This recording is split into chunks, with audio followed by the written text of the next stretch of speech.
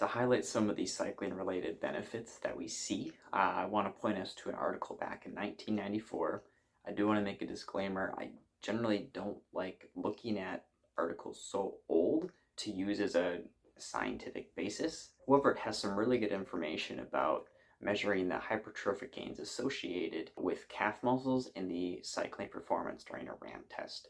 This study looked at untrained adults and children and the effects on peak work rate and VO2 max performance associated with hypertrophic gains related to the calf muscle. Now, many of you might think of, oh, the calf muscle doesn't really help with cycling a whole lot, but it was a good determination of showing if this muscle is increasing, we probably are getting increases elsewhere, such as in the glutes, quads, or hamstrings, where cycling performance is largely going to be increased due to the increases in mass. What I thought was really, really interesting is that work rate peak. So essentially, if you're doing a ramp test, people actually got to a higher level per cross-sectional area of the muscle. The ratio was 1.3 to 1, essentially, meaning the work rate increased in a positive linear association to the cross-sectional area. For example, if you had 100 centimeters squared of calf muscle and you put out 100 watts peak rate,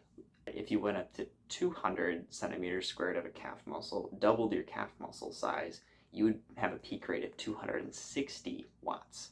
Basically shows that you have an improved anaerobic capacity. The flip side to this is that the VO2 max to cross-sectional area showed that it was a 1-to-1 ratio. Again, this is in untrained adults, and there is scientific evidence to show that for trained athletes, having an increased muscle mass size decreases distribution kinetics, meaning oxygen and other vital nutrients have a farther distance to get to the mitochondria and to get to the working muscles, and therefore it's less efficient. So when you are putting on more and more muscle, you essentially would be making yourself slightly less efficient.